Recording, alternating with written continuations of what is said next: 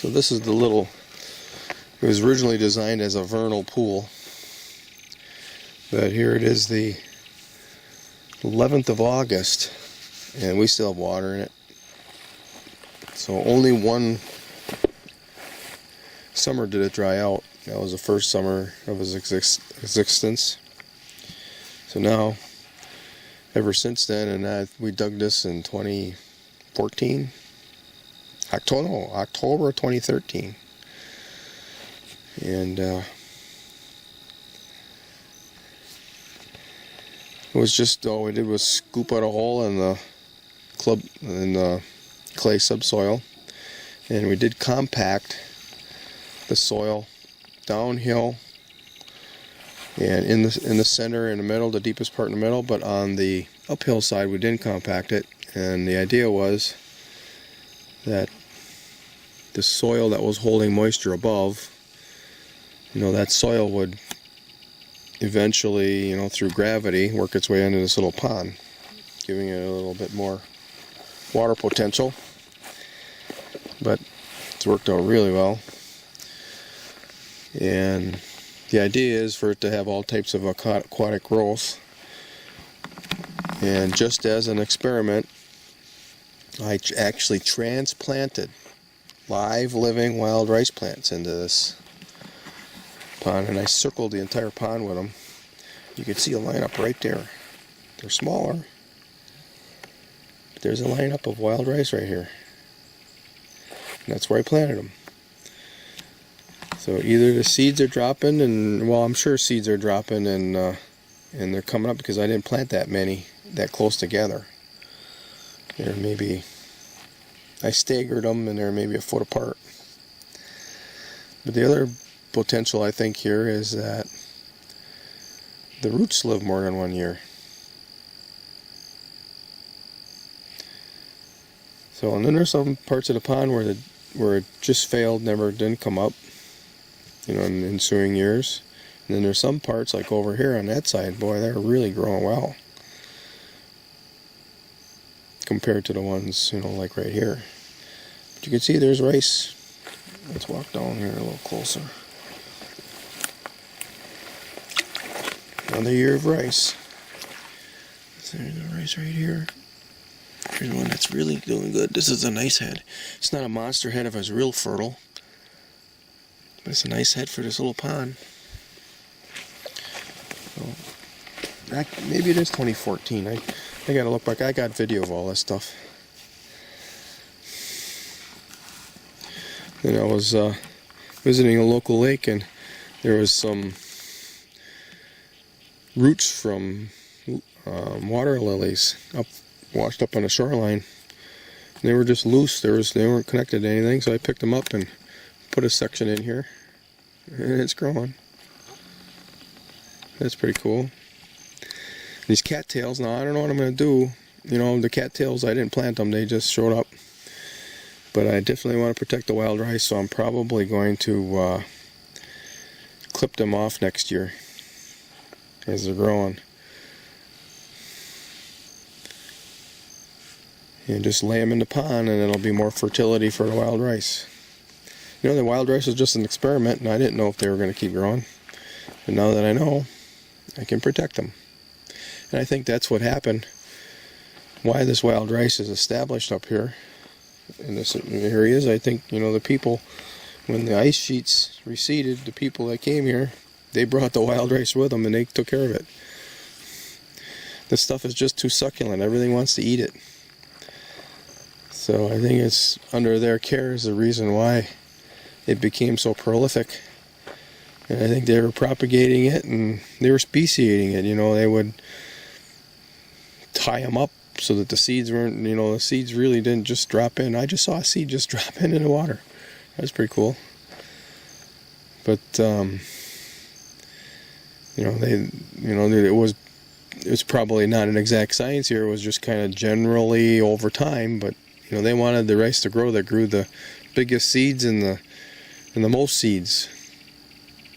And that's what we're dealing with today. Their work. That's just my theory. I don't know. And then a couple years later, the last time I had the excavator here, I had them dig another hole. This one here we didn't compact, so I wanted to compare the compacted pond with one that's not. And this one has run out of water a couple of years, but it's starting to retain it now. Probably another issue is all this fertility is creating kind of like a gley. A lot of little microbial life, little pores, and it's sequestering carbon, and all that holds moisture too. So that's helping that.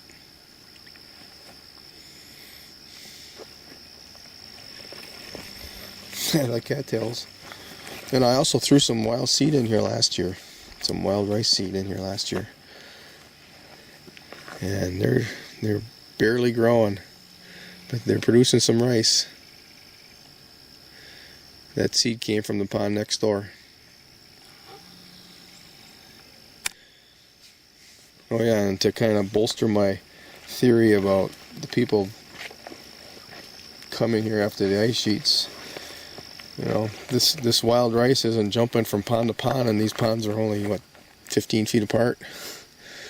If they were spreading so easily over all these lakes, 1,500 miles apart,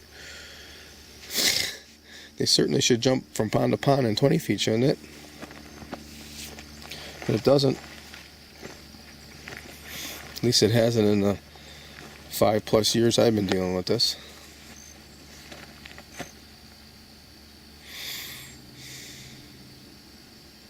Here's another pond that we had scooped out with the excavator. Well, it's vernal pool, and this one has dried up almost every summer, and it's really close to drying up now.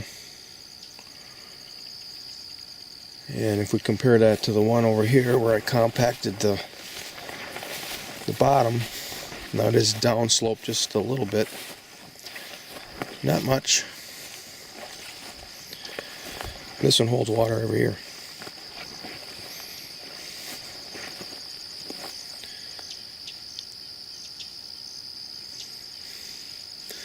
That pond we just looked at, that I didn't plant any wild rice in. This one I planted wild rice all the way around it. There's a couple of stragglers that come up every year off of that little point. And all the way around, nothing is growing, no wild rice, except for right here. And there's a real nice little colony here. It comes up every year. I think it's because it's a little bit shaded. You can see the rice here. It's a nice colony. And I was told by an indigenous fellow that tracks wild rice, his name is Joe, that I told him I had these red stalks. He said, oh yeah, there's a strain of wild rice like that grows in Minnesota. Well, that's where I got the seed from. And there you have it. But one reason why I think this is existing here is because this pond gets really hot. The water does this time of year.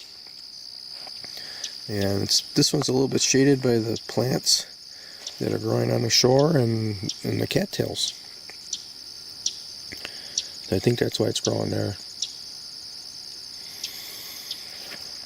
And a couple little stragglers that are growing over here, so for some reason those can tolerate it, the heat. And sometimes in the summer you see the frogs, and when they want to get away from you, they jump in the water, right? They don't want to jump in the water.